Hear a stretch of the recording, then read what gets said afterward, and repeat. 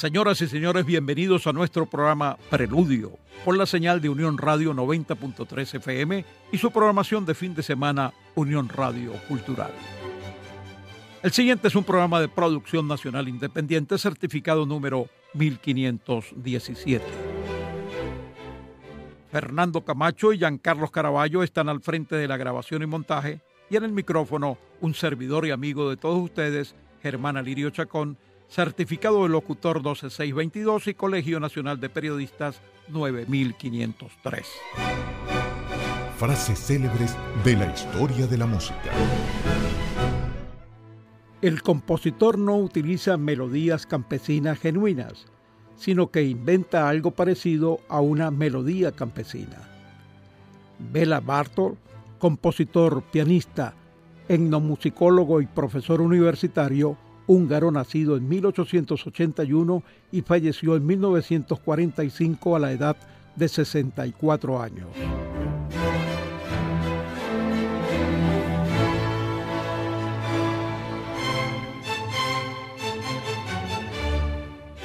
En la primera parte de nuestro programa de hoy vamos a sostener una grata y amena conversación con el querido y admirado maestro Boris Paredes Alzolay, violinista director de la Orquesta Barroca Simón Bolívar, perteneciente al Sistema. Luego haremos el boletín de noticias del mundo de la música académica para después dar paso a la segunda entrevista del día con las colegas periodistas Yelixa Linares Bello y Magali Rodríguez. Con ellas vamos a comentar el texto Panaderías Caraqueñas, la rica herencia de los inmigrantes, el cual fue presentado recientemente y está ya en circulación. Para poner punto final a este espacio radial por el día de hoy, vamos a revisar algunas de las principales efemérides de la música académica del repertorio universal correspondientes a este fin de semana. Todo esto acompañado de una bonita y variada selección musical. Preludio, música académica y entrevistas culturales.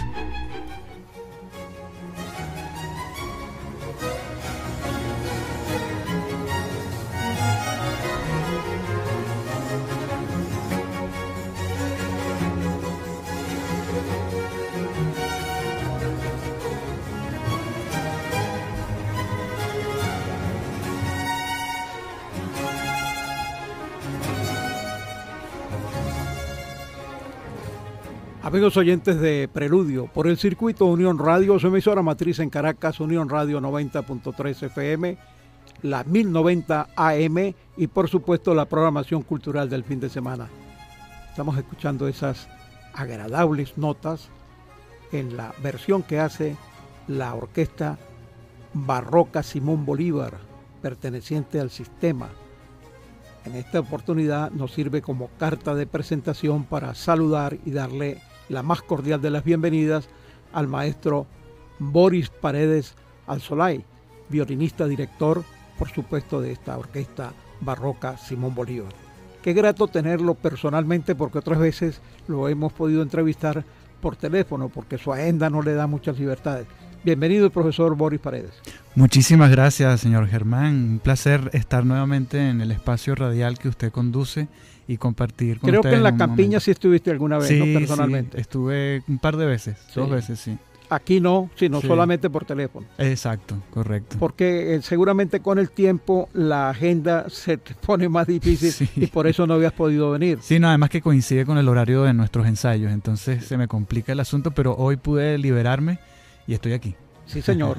y está celebrando 10 años la Orquesta Barroca Simón Bolívar. Tengo que felicitarlos y desearles que continúen con este hermosísimo trabajo que realizan, con esa pasión que le ponen y esa calidad y ese nivel tan excelente que tiene. Vamos a subir unos segundos más, por favor, para que los amigos oyentes se ubiquen y vean que yo no estoy exagerando.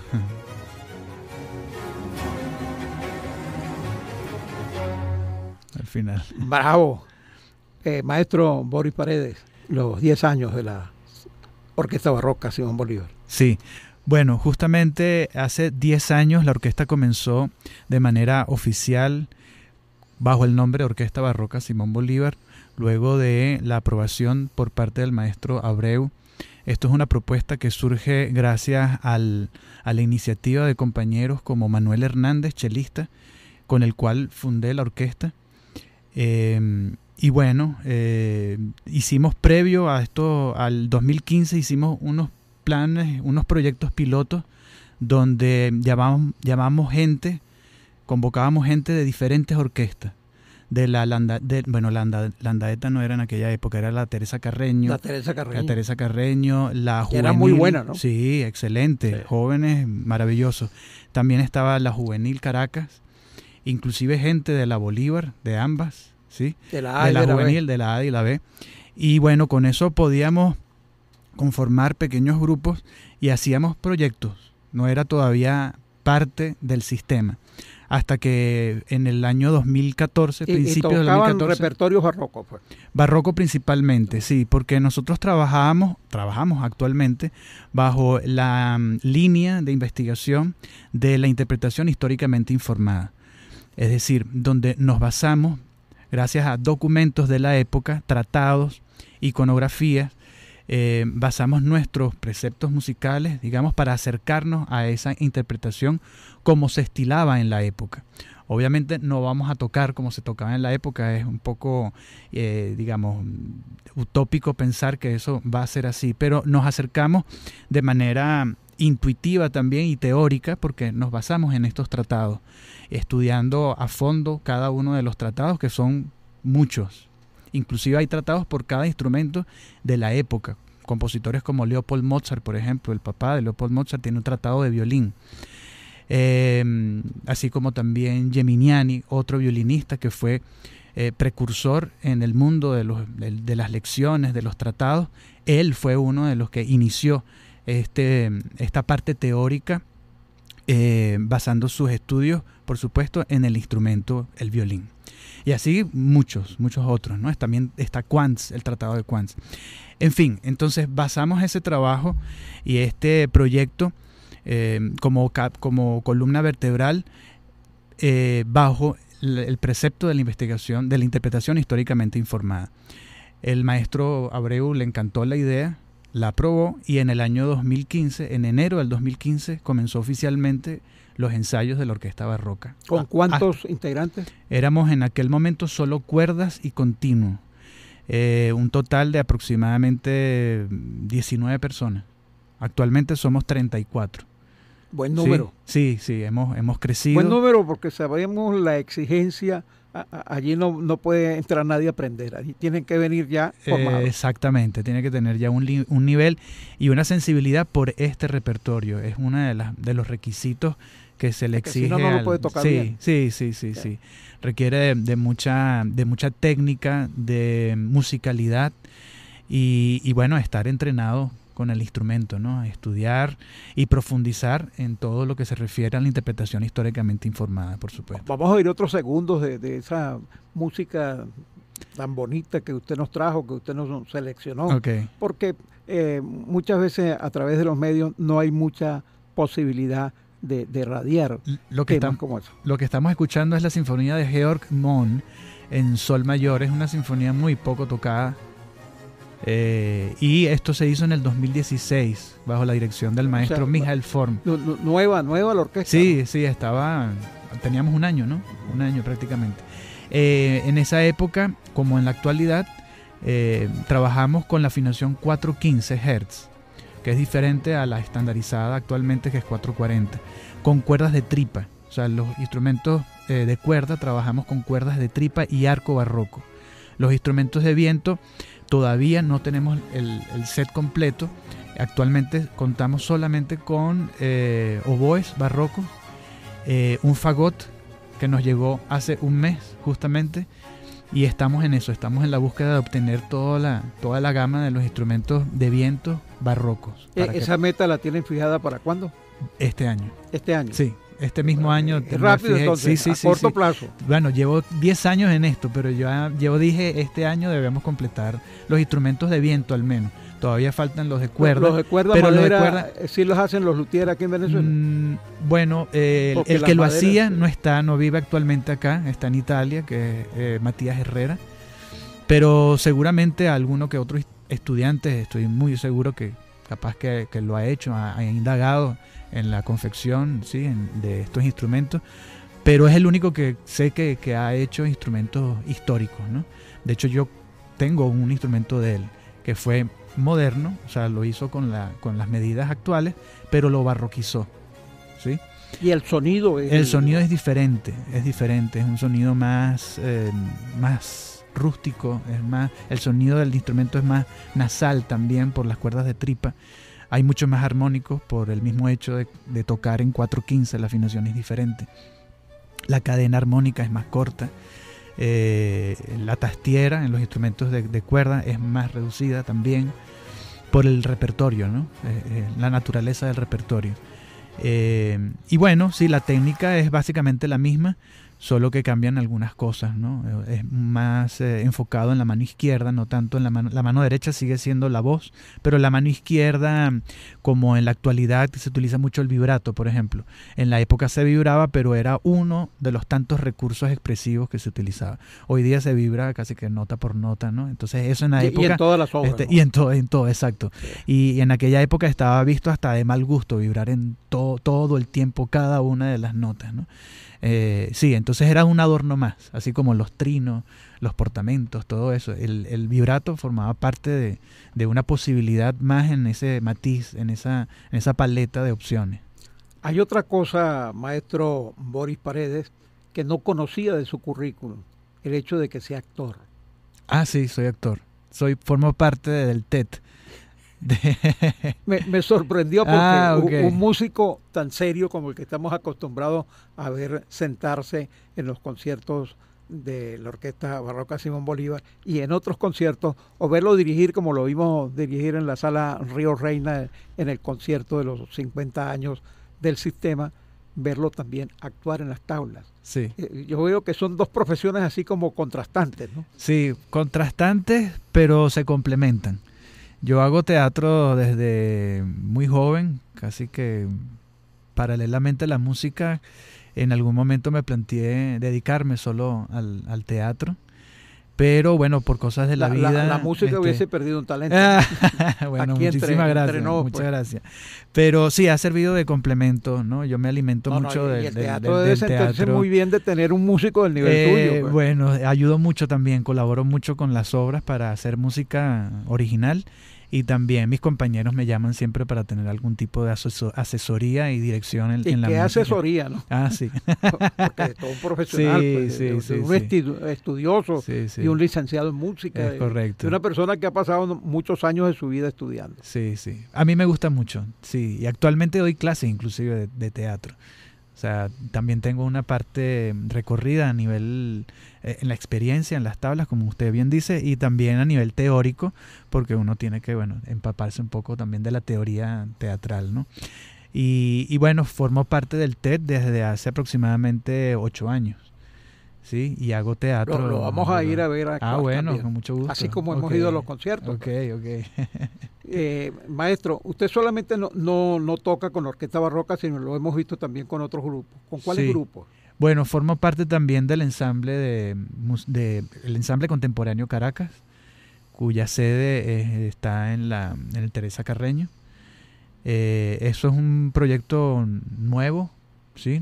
Creo que del año pasado. Del año pasado, correcto. Hemos hecho aproximadamente 4 conciertos, ¿no? Desde la fundación del mismo. También formo parte de otro grupo alternativo que se llama Doctor Facuménica, con mi amigo Andrés Lebel, Jaime de Armas, Liber Osher, que son músicos, que nos conocemos desde la universidad cuando estudiamos en el UDEM, lo que actualmente es UNEARTE. Hacemos música para cine mudo. Es la novedad que tiene ese grupo. Entonces, como era el cine al principio. Es correcto. Que era mudo y una orquesta tocaba. Es correcto. Y uno veía la proyección. Es correcto. Sí, que entonces, mucha gente no sabe de eso. Sí. Sobre todo las nuevas generaciones, así como Giancarlo Caraballo, no conoció ese cine. Sí, entonces es un proyecto experimental completamente. Y hemos hecho ya varias presentaciones con este mismo concepto y trabajando con diferentes películas, ¿no? ¿Y con la camerata también lo toca? Con la camerata. En algunos momentos ha tocado, ¿no? He tocado, sí, la última vez. Lo hemos de visto hecho, ahí también. sí, la última vez la maestra Isabel Palacios me invitó el año pasado, justamente cuando le hicieron un tributo, un homenaje a Henry Purcell. Y bueno, ahí estuve tocando algunos solos con maravillosas voces como Natalia Díaz, Greylis Bracho, acompañándolas, ¿no? Formé parte de la camerata, sí, hace algún tiempo. O actualmente, simplemente si Isabel, la maestra Isabel me llama, pues ahí estaré acompañándola. Muy bien. Sí. Amigos oyentes de Preludio, por el circuito Unión Radio, su emisora matriz en Caracas, Unión Radio 90.3 FM, la 1090 AM y por supuesto la programación cultural del fin de semana. Estamos conversando grata y amablemente con el maestro Boris Paredes Anzolay, violinista y director titular de la Orquesta Barroca Simón Bolívar, perteneciente al sistema. Ya que hablamos del sistema, un breve comentario de estos primeros 50 años de esa organización que ha marcado pauta no solamente en Venezuela, sino quizá en el mundo entero. Bueno, ¿qué se puede decir del sistema? Yo no me formé en el sistema. ¿Qué quiero decir con esto? Yo he venido conociendo el sistema en la medida que han transcurrido los años y la labor que se hace internamente es una labor titánica. Yo puedo decir, he dicho en otras ocasiones que es un milagro cultural venezolano, ideado y impulsado por una mente maravillosa como el maestro José Antonio Abreu. Conquistar, digamos, a nivel nacional a tantas personas, a tantas almas, congregarlas para un fin tan noble como es hacer música y trabajar con ese sentido colectivo, formalizar orquestas y formar también al individuo desde este pequeño núcleo, ¿sí? que es la orquesta, es como un microcosmos de lo que es el país. Bueno, es una manera también de socializar y de cultivar el arte. Eso es el sistema, es un trabajo de todos los días de cómo cultivar y sensibilizar el alma, pues, ¿no? de toda una población. Muy bien, muy bien. No quiero que se nos termine el tiempo sin que hablemos del concierto de este sábado. Okay. Hablemos de ese concierto Sí. que tiene la Orquesta Barroca Simón Bolívar. Sí. Esta tarde, a las 4 de la tarde, porque este programa se va a transmitir el sábado a las 10 de la mañana, sábado a las 11 de la noche y el domingo a las 8 cuando ya pasó el concierto. Ah, okay. Pero de todas maneras es una información para las personas que nos están escuchando, Claro. no solamente en Caracas, sino en el mundo entero a través de nuestra página web www.mundour.com. Claro. Bueno, el concierto que vamos a dar hoy a las 4 de la tarde va a ser en el Centro Nacional de Acción Social por la Música en la Sala Fedora Alemán a las 4 de la tarde. Este concierto lleva por título El Dorado. ¿Por qué El Dorado? Es música de la época virreinal mexicana, es decir, de la época colonizadora, de la época del 1600 de Latinoamérica.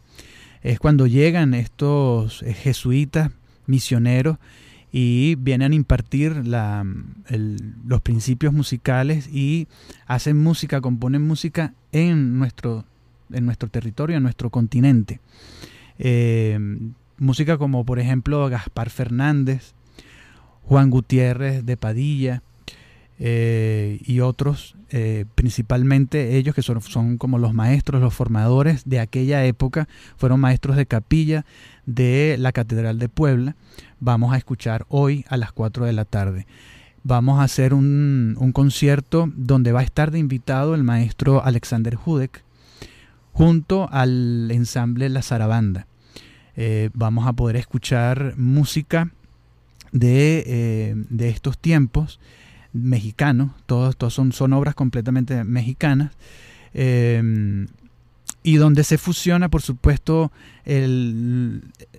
digamos, la energía, la fuerza del africano, la idiosincrasia de nuestros indígenas y el pensamiento eurooccidental, La música del virreinato mexicano es eso, es esa combinación, ese mestizaje tan sabroso que también nosotros lo tenemos, ¿no? Los venezolanos.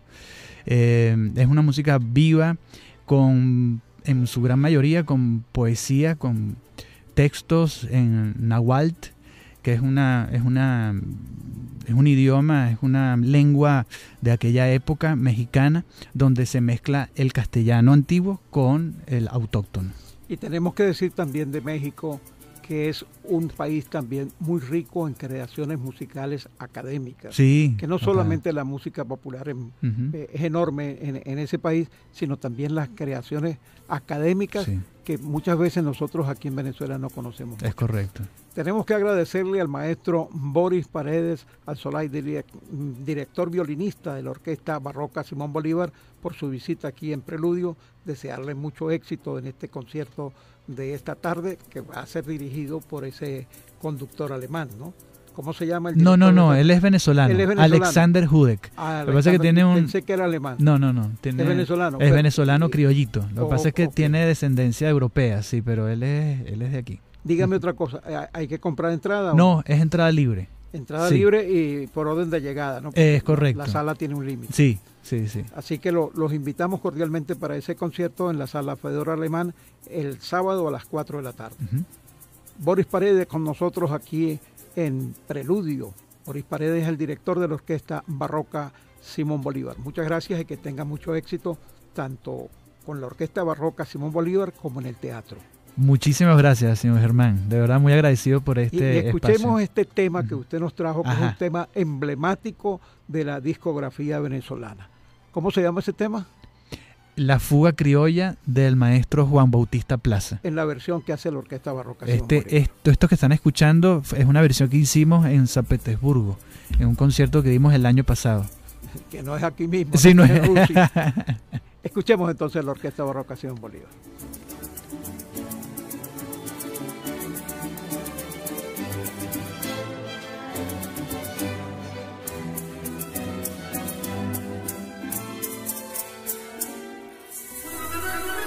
Noticias en el mundo de la música académica.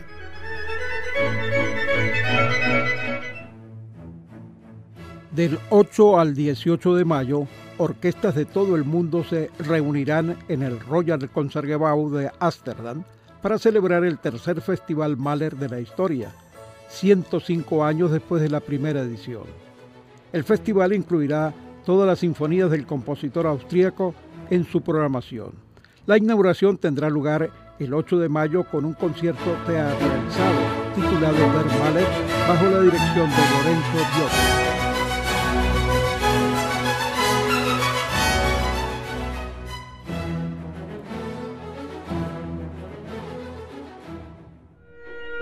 Preludio, música académica y entrevistas culturales.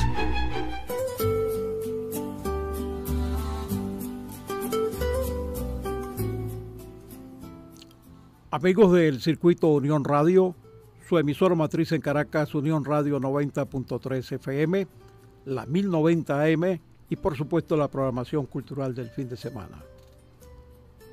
Queremos darle la más cordial de las bienvenidas a las colegas periodistas Yelixa Linares Bello y Magali Rodríguez. Con ellas dos vamos a conversar del texto Panaderías Caraqueñas, la rica herencia de los inmigrantes, el cual fue presentado recientemente en Ciudad Banesco. ¿A quién le damos la palabra primero? A Yelixa. Bienvenida, Yelixa, colega, apreciada periodista venezolana con gran experiencia en medios impresos. Bienvenida. Muchas gracias, hermano. Bueno, y saludos a la audiencia. ¿Qué quieres que te cuente? ¿Qué te trae, qué recuerdo, qué te dice esa música que estás escuchando de fondo? Bueno, me imagino así comiendo en un cafecito en Roma, comiendo una focaccia. Pero en una buena compañía. Con una buena compañía, exactamente. Yo me imagino también bien en Venecia o en Milano, sentado en un café, degustando un rico pastel y un café humeante y caliente. Vamos a darle también la cordial de las bienvenidas a Magali Rodríguez, colega periodista también con gran experiencia en medios. Magali tuvo la oportunidad de ser una de las cronistas de este bonito y precioso libro que tengo aquí en mis manos, llamado Panaderías Caraqueñas. A ella le correspondió hacer la panadería El Guanábano, que es la más antigua de Venezuela con 130 años. Bienvenida, Magali. Muchas gracias por invitarnos. ¿Qué tu experiencia con ese trabajo que hiciste, con esa crónica de esa panadería, símbolo de la avenida Baral, ubicada allí con tantos años? Cuando visitábamos el Ministerio de Educación, siempre pasábamos por allí a tomarnos un cafecito, porque estaba muy a la mano la panadería Guanábano. Sí. Bueno, una experiencia muy interesante, muy enriquecedora, porque uno se va empapando poco a poco de lo que fue nuestra Caracas y de todo lo que pasó, de cómo funcionaba, de la cantidad de personas que llegaron acá buscando oportunidades y las consiguieron. Y bueno, creo que hablo un poco en nombre de las demás cronistas de este libro, bueno, lo enriquecedor que fue aprender sobre las experiencias de estas personas, que de algún modo se extrapolan un poco con las vivencias que están, experimentando nuestros compatriotas en otros países, ¿no? Bueno, esta experiencia de llegar a un país nuevo, empezar desde cero, construir negocios, sobre todo con la mística que implica el negocio de la panadería como tal, fue súper interesante. Mística y a veces sacrificio, ¿no? Bastante. Porque sí. el panadero se acuesta entre 10 y 11 de la noche Sí. preparando el pan que se va a hornear en la madrugada, ¿no? Es así. Desde las 4 de la mañana la mayoría ya están activos. Sí, muchísimas personas no conocemos bien ese proceso, pero es un proceso muy especial, y yo creo que programas, libros como este que ustedes que editó Banesco y Bepan, tienen la tarea importante de decirle a la gente cómo se hace el pan, cómo se produce ese rico pastel que nos comemos todos los días en nuestras mesas. Sí. A ver, Yelixa también aporta aquí algunas ideas, por favor. Bueno, fíjate, para nosotros fue una experiencia muy rica porque en nuestra escuela, IEPAN, la escuela de panadería que está en Chacao, ya teníamos 20 años funcionando, y el director del IEPAN planteó, bueno, ¿por qué no salimos a la calle a ver qué otros panes se están haciendo en la ciudad, qué tipo de panes, y sobre todo ver si se mantenía la calidad? Y fue cuando descubrimos que, que había muchos fundadores, inmigrantes, que estaban vivos, algunos vivos, propietarios, que eran los que habían gerenciado la panadería por mucho tiempo. Y bueno, decidimos contar estas historias, tal como estás comentando. Uno desconoce la vida, no solo de estos fundadores, sino de los panaderos, los que están en los centros de producción y todas sus dinámicas. Que son seres humanos también, como somos todos. Totalmente. De carne y hueso. Pues. Que son personas generalmente calladas, que no hablan mucho, trabajan allí con un trabajo que es muy pesado. Por cierto...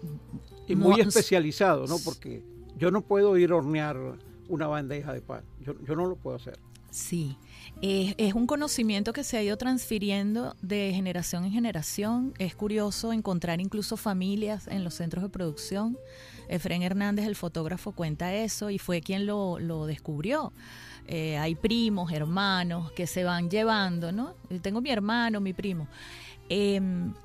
Hay un elemento que encontramos también, y es que se ha profesionalizado poco. Eso, bueno, ya lo sabíamos porque tenemos tiempo en el mundo de la panadería, pero lo interesante es que eso ha ido mejorando. Los panaderos generalmente son autodidactas, aprenden de sus familias, de compañeros de trabajo. No van a una escuela, como ya ha ocurrido mucho con los cocineros, ¿no? Nosotros hemos abogado mucho porque se profesionalicen, porque bueno, entre otras cosas, eso ayuda a estandarizar procesos. Sí, que las universidades empiecen a tomar en cuenta y se establezcan esto que llaman ahora diplomados, que seguramente van a certificar escuelas a mucha de panadería, gente. Escuelas de oficio, que las hay, el INSE muchas veces también, desde hace mucho da cursos de panadería. Entonces, hay muchas maneras de estandarizar procesos, de estandarizar fórmulas.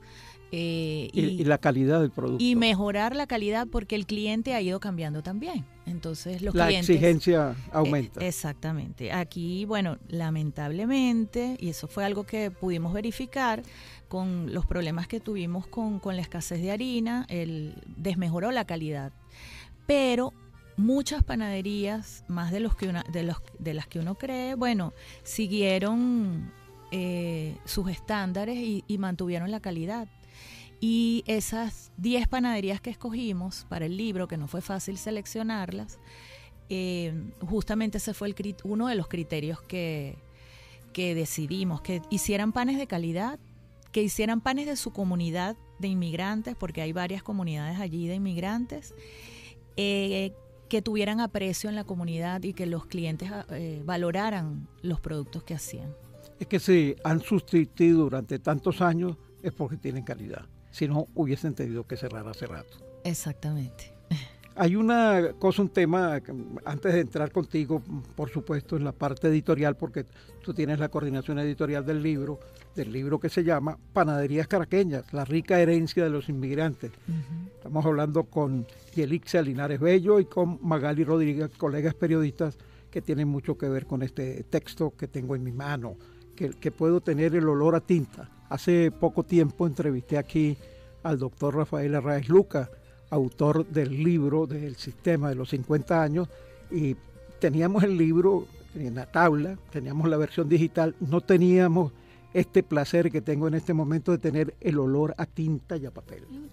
Que yo hubiese querido también que hoy hubiese venido un pan, pero seguramente por la carrera y la lluvia de hoy miércoles, que estamos grabando el programa, hoy miércoles, día de San José, 19 de marzo, no pudieron traer el pan, pero quedan pendientes para que vuelvan en otra oportunidad y traigan esas exquisiteces que venden esas panaderías, porque todas, por lo menos las que yo conozco, venden unas exquisiteces y las hemos podido degustar. Así es que quiero preguntarle a Yelixa sobre el libro ya concretamente. Me dijiste que hay 10 panaderías y que fue difícil seleccionarlas, uh-huh, así como las cronistas también. Uh-huh. Y me llama la atención porque son todas damas, las cronistas. Sí, son todas mujeres. La verdad, fuimos haciendo la lista y nos dimos cuenta, la lista era más grande, también había hombres en la lista, pero nos dimos cuenta de que había mayoría de mujeres. Sí, había una mayoría de mujeres, y yo que soy feminista dije, bueno, pero tampoco así, no quiero ser inclusiva, no, la idea no es excluir. Y Juan Carlos Brusual, el panadero, director del IEPAN, me dijo, no chica, pero van a ser 10 mujeres que van a escribir 10 historias de hombres. Y yo dije, bueno, es verdad. Luego en el camino descubrimos que había mujeres en las panaderías. De hecho, nos lo planteamos como un propósito, tratar de visibilizar esas mujeres. ¿10 mujeres actualmente o fueron mujeres las fundadoras de esa panadería? No. La mayoría de los fundadores son hombres, porque el mundo panadero es muy masculino. Pero hay mujeres que están alrededor del negocio, están en la barra o son esposas que están en la caja. Pero lo interesante, Inés Quintero, la historiadora, nos dijo cuando estábamos comenzando, pregúntenle a esos dueños de panaderías y fundadores quién les enseñó a hacer pan. Porque seguro fue una mujer, porque el pan se hacía inicialmente en las casas, y es así. Luego se tenían pequeños hornos.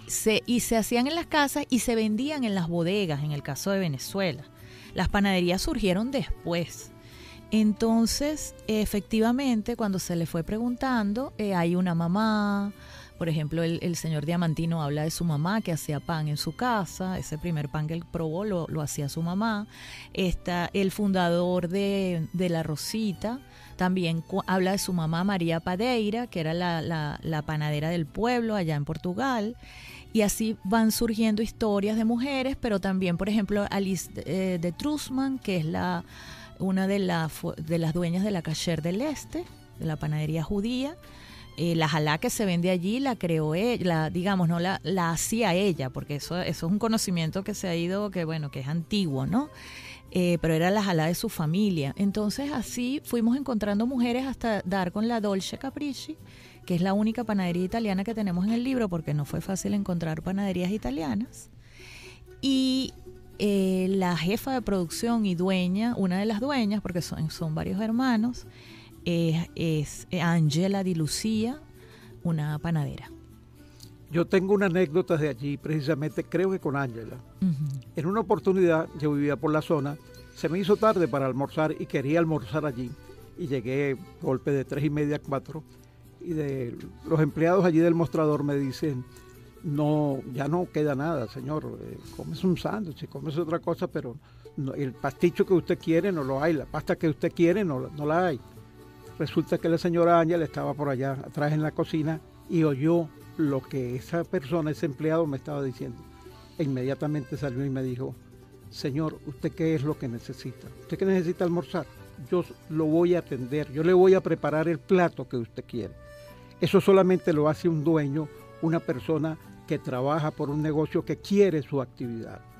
No dejar ir ese cliente, porque yo no me iba a comer el sándwich, yo ya me iba a ir, pero dada la atención y la forma tan cortés y la forma tan elegante de la señora Ángela, inmediatamente me senté a esperar que ella preparara aquel exquisito plato. Señora Ángela, muchas gracias. Qué bueno. Anécdotas que tengo, porque yo de este mundo de las panaderías, yo le decía a Yelixa, la primera vez que lo hablamos, todos tenemos muchas anécdotas.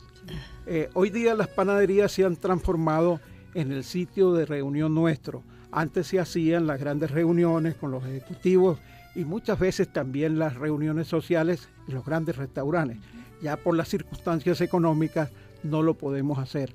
Ahora nos reunimos el grupo de amigos, así como este grupo de amigos que estábamos aquí a la entrada del estudio, y nos vamos a una panadería. Pues. Y en esa panadería tomamos café, nos comemos un cachito, nos comemos un pastel, y allí departimos y pasamos 1, 2 y 3 horas. La panadería se ha convertido en un sitio de reunión social, Yelixa y Magali. A ver, vamos a continuar con Magali, que nos hable del guanábano. ¿Qué detalles observaste tú allí en esa panadería de 130 años en Caracas? Bueno, una de las particularidades... Tú fuiste, por supuesto, a entrevistar a los dueños. Sí. Esa panadería ahora cambió de nombre hace un par de años, ahora se llama Chocolate Deli, pero los vecinos le siguen diciendo La Guanábano, ¿no? Es una panadería que está situada en la esquina Guanábano, cerquita de La Pastora, y bueno... Y cerquita del puente. Y cerquita del puente, exactamente. Que el puente tiene su historia también. También, una historia sórdida tiene ese puente. Sí, muy triste que no la vamos a mencionar. No la vamos a mencionar. Pero bueno, el punto es que, esta panadería se renovó precisamente acorde a los nuevos tiempos, donde la gente está buscando literalmente un sitio de reunión para pasar el rato, para conversar. Ahora incorporaron otras cosas, ¿no? Tienen almuerzos también, comidas, digamos, calientes, ¿no? Pero bueno, en efecto es la panadería más longeva de las que están reseñadas en este libro. Es una panadería que tiene 130 años. Se dice fácil, pero hay que ver lo que es eso, ¿no? Sí, señor, se dice fácil. Y bueno, fue una panadería que inició un italiano que llegó a Venezuela. Con música así como esta que estamos escuchando. Súbale un segundo, señor Giancarlo. Estamos grabando con Giancarlo Caraballo. Ajá. Sí, bueno, efectivamente, un italiano de Génova, Ignacio Ramela, llegó de las Islas Canarias. Él se casó en las Islas Canarias con una señora, tuvo allí 4 hijos. Y bueno, esta familia se viene a Venezuela y llega en 1894. Finalizando el siglo casi. Sí, no, mentira, llegan en 1834. En 1834 ellos se instalan acá en Caracas y empiezan a abrir panaderías. De las primeras 5, entre las primeras 5 está la panadería La Guanábano, que se abrió en 1894, ¿no? Esta familia es la misma familia que empieza a abrir las panaderías de Gradillas, que fue donde se inventó el pan de jamón, a la que se le atribuye. También es histórica, la invención del pan de jamón, sí. Pero la panadería Guanábano era muy famosa por su pan de piquito. Y bueno, es muy interesante ver cómo era el proceso de venta en aquel tiempo, porque las panaderías no eran solamente expendio de pan, sino también vendían dulces, licores, y la gente tenía la oportunidad o de ir a la panadería a comprarlo o de esperar a que pasara la panadería por su casa. Y bueno, ¿cómo pasaba la panadería por su casa? Tenían burros, y esos burros a cada lado se les instalaban unos barriles, y cada panadería en esa época rotulaba esos barriles con la inicial de su marca, ¿no? De su apellido. Generalmente estaban bautizadas por los apellidos de los fundadores. Entonces, bueno, los burros pasaban con sus barriles de pan mañana y tarde, cada uno rotulado con su letra. La de los Ramel era la R, y la gente también tenía oportunidad de comprar el pan así, esperando que pasaran los burros de la panadería frente a su casa. Amigos oyentes de Preludio, estamos conversando con las colegas periodistas Magali Rodríguez, que la acaban de escuchar, y Yelixa Linares Bello. Y hablamos de la publicación de un libro que recientemente fue presentado en Ciudad Banesco, que tiene por título Panaderías Caraqueñas, la rica herencia de los inmigrantes. Preludio a través del circuito Unión Radio, su emisora matriz en Caracas, Unión Radio 90.3 FM, la 1090 AM y por supuesto la programación cultural del fin de semana. Yelixa, ¿qué otro detalle así editorial y sabrosito, como todos los que nos has contado, tienes en relación a este bonito texto con esa cantidad de fotos, con colores, con detalles, y el texto, te dejo dicho, muy amigable, muy fácil de leer? ¿Y dónde se puede conseguir esa belleza? ¿Se puede comprar o no se puede comprar? Sí, claro, y ahora les cuento. Mira, una curiosidad que no llegamos a descubrir porque saltó al final cuando hicimos la infografía, fue que las panaderías de las que están allí, algunas, creo que la mayoría, la mitad, fueron fundadas el 1 de enero.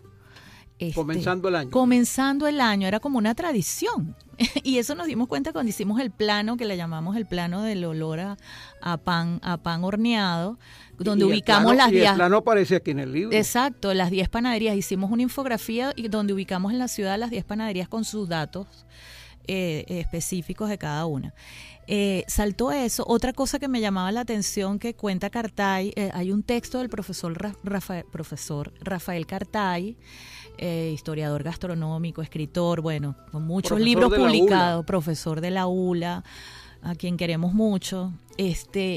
Él cuenta cómo llegó el pan, bueno, de Egipto, cómo se fue transformando toda la panadería hasta llegar muy interesante a Cubagua, que fue donde se hizo pan por primera vez, y luego cómo llegó a Caracas, ¿no?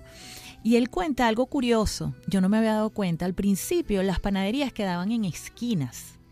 Las esquinas, y entonces tú ves las panaderías de antes, no tenían el nombre de la panadería como ahora. Lo que pasa es que la gente decía era la panadería de Gradilla, y quedó como la panadería Gradilla, o la de Guanábano, que quedaba en una esquina. Todas quedaban en esquinas, Ferrenquín y así otras. Y así como las bodegas también quedaban en esquinas. Exacto. Entonces, claro, y yo me di cuenta, hay una que queda en Chacao, Nueva Chacao, que fue de los dueños de La Rosita, queda en una esquina también. Entonces, bueno, hay algunas, es bueno como mirar la ciudad, ir viendo esas panaderías donde están, ¿verdad? Hay muchas historias en el libro. El libro, quiero contar rápidamente que está... Porque se nos está terminando el tiempo. Tiene este texto del profesor Cartay, luego están las crónicas de estas 10 escritoras y periodistas reconocidas que fueron son clientes algunas de estas panaderías. O amantes del mundo gastronómico.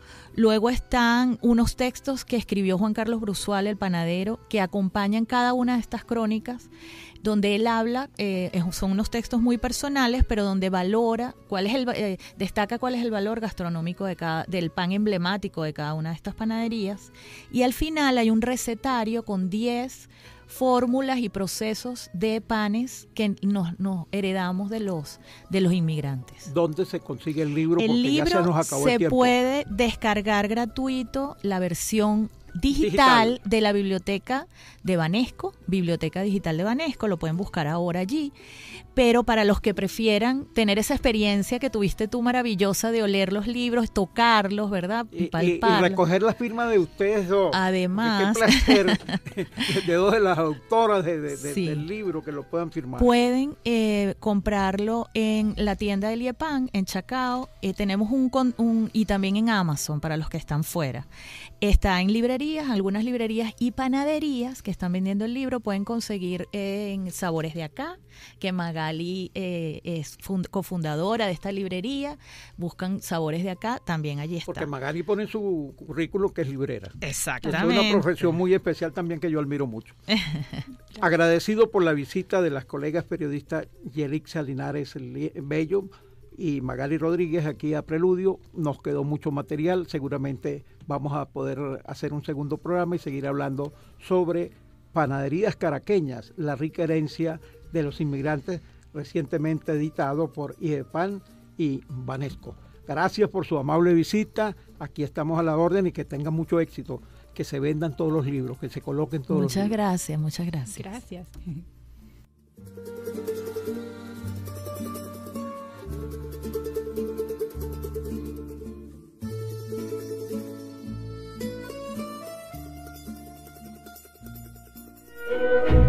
Efemérides de la música académica universal. Principales efemérides musicales para este 23 de marzo. Así tenemos que en 1881 nació Egon Petri, pianista alemán que falleció en 1962.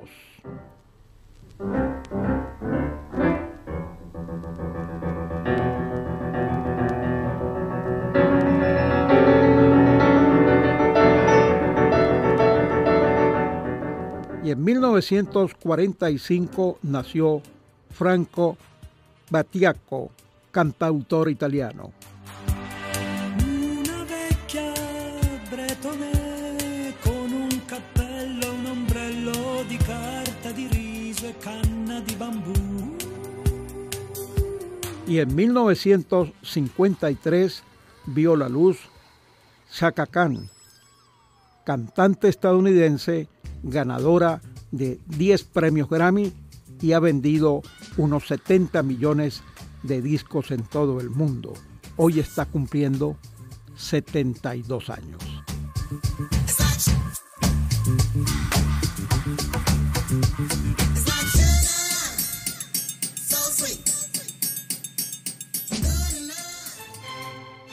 Este programa fue posible gracias al equipo conformado por Gitanjali Suárez, Inmaculada Sebastiano, Melanie Pieruzzi, Carlos Javier Virgües, Fernando Camacho, Giancarlos Caraballo y un servidor y amigo de todos ustedes, Germán Alirio Chacón, certificado de locutor 12622 y Colegio Nacional de Periodistas 9503. Pueden seguir la transmisión en vivo por www.mundour.com. Debes buscar la pestaña en Radio en Vivo, bajar y darle clic en Unión Radio 90.3 FM. Recuerden que nos pueden seguir en @mundourweb, @radioescuela y @galunas en Instagram.